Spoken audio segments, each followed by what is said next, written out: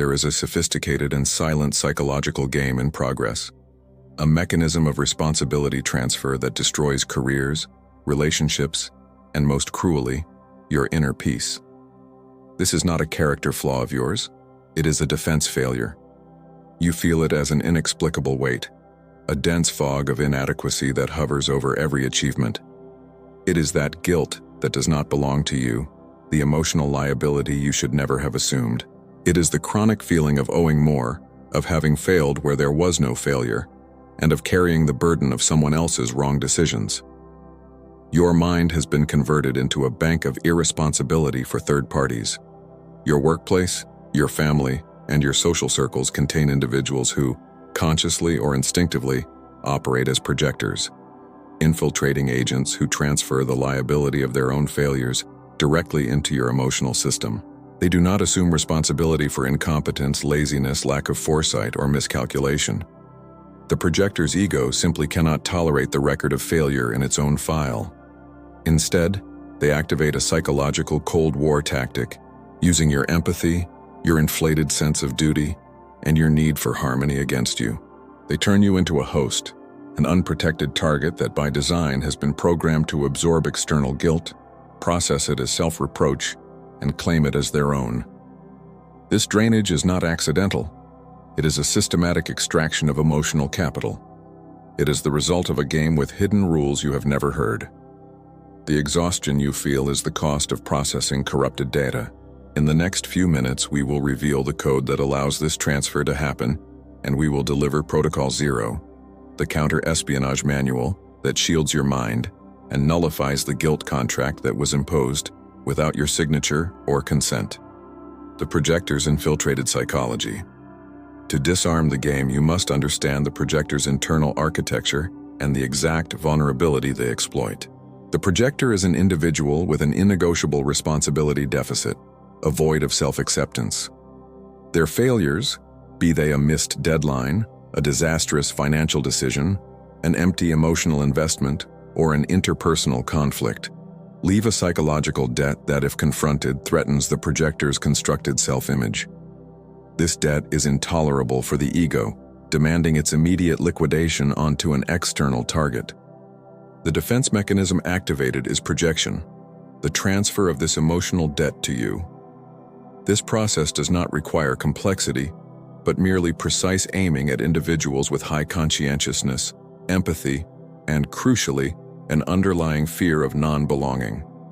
You are the ideal target if you tend to seek harmony at any cost, if you feel the urge to correct the mood or the situation, or if your greatest fear is being perceived as negligent or worse, being abandoned for not being useful. The projector initiates the process through the inversion of cause and effect, the tactic of factual distortion. In the professional environment, this might be a boss who fails to adequately train the team and later accuses an employee of lack of proactivity or lack of initiative when the project fails. The failure lies in management, but the liability is transferred to the executor. In personal contexts, an irresponsible partner in financial or domestic matters projects anxiety and chaos onto you, making you feel that it is your primary duty to manage their chaos. They externalize the source of the problem. If you were more organized, patient, available, I wouldn't be acting this way. The transfer is not done by logic, but by emotional pressure, often seasoned with victimhood or sudden anger.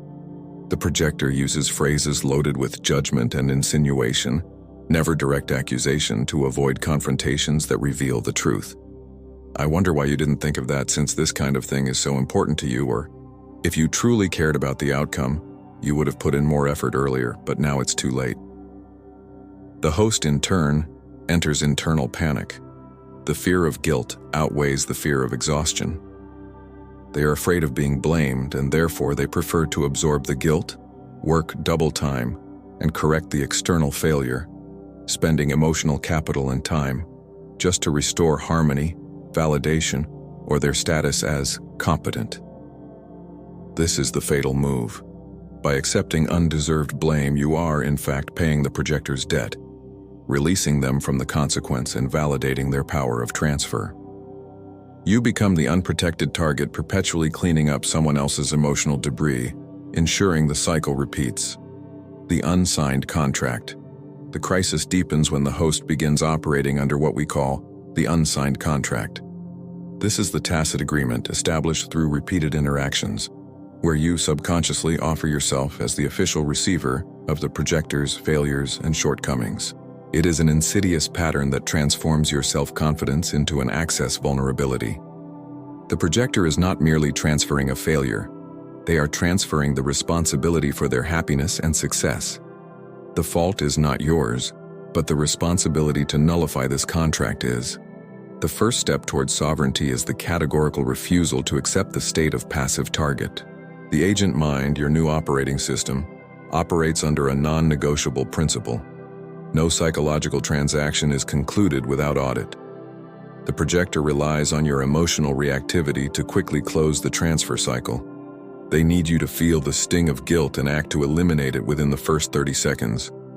The agent mind, on the other hand, transforms emotion into tactical data to be analyzed. Instead of feeling the guilt, you isolate it and question it. Does this emotion originate from an action I executed, which I control, or is it the echo of a failure being transferred to me? What is the primary source of this emotional debt? The bridge to dominion is the immediate and relentless substitution of emotional reaction with analytical curiosity. This curiosity is your main defense tool. When you feel the weight of guilt, do not absorb it. Hold it. Suspend self-judgment and initiate a cold investigation into the true origin of the error, focusing on facts, actions, and omissions. The projector will try to accelerate this process, demanding an immediate response, a retraction, or a hurried solution. It is in this temporal vacuum, the moment between the stimulus and your response, that the agent mind exercises its maximum power. You must take control of the pace. Time is your shield. The unsigned contract is annihilated when you stop supplying the commodity the projector needs most: your immediate acceptance of responsibility. From this point on, every feeling of guilt must be treated as a system invasion alert, a red flag that demands not penance but the immediate activation of the counter-espionage protocols, the counter-espionage manual. The transition to the agent mind requires the implementation of 3 action protocols.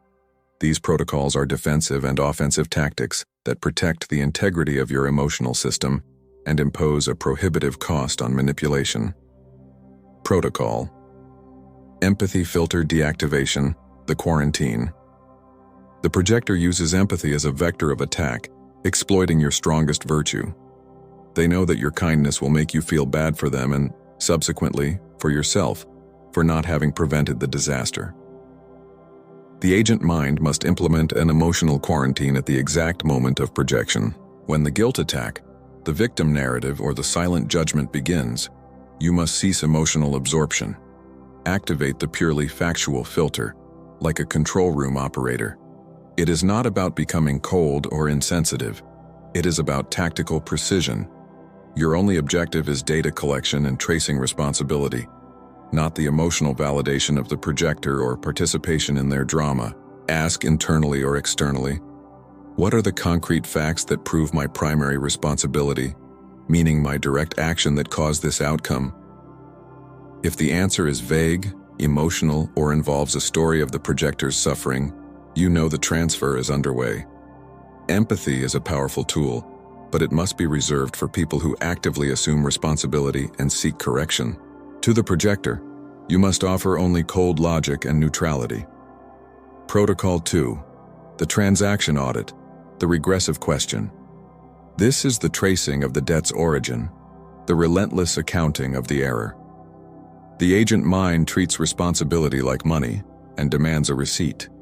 You trace the transaction back to the point of origin.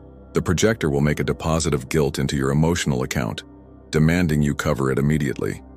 You must refuse and trace the check back to the source, using the regressive question technique to force a factual retreat. Do not accept the premise that the failure started with you. Example usage. If they accuse you of not planning X adequately, you do not defend yourself. You ask, "What was my step that failed?" And what was your previous step that should have ensured the resource time or information for X? If the projector says, "You let me down at this important moment," you ask, "What was the agreed-upon mutual support arrangement that I failed to fulfill? And what was my defined responsibility at the outset?" Force the projector to step back in the chain of events until the primary responsibility is exposed. The projector hates this process. They prefer you to pay the debt in the dark and in haste. The transaction audit is your unforgiving spotlight on the truth, and it must be executed with the tone of an investigative accountant, factual, cold, and non-negotiable. Protocol 3. The tactical withdrawal wall, the prohibitive cost. The projector only holds power while you are accessible and engaged. The agent must use tactical withdrawal to signal the end of the transaction and impose the cost of manipulation.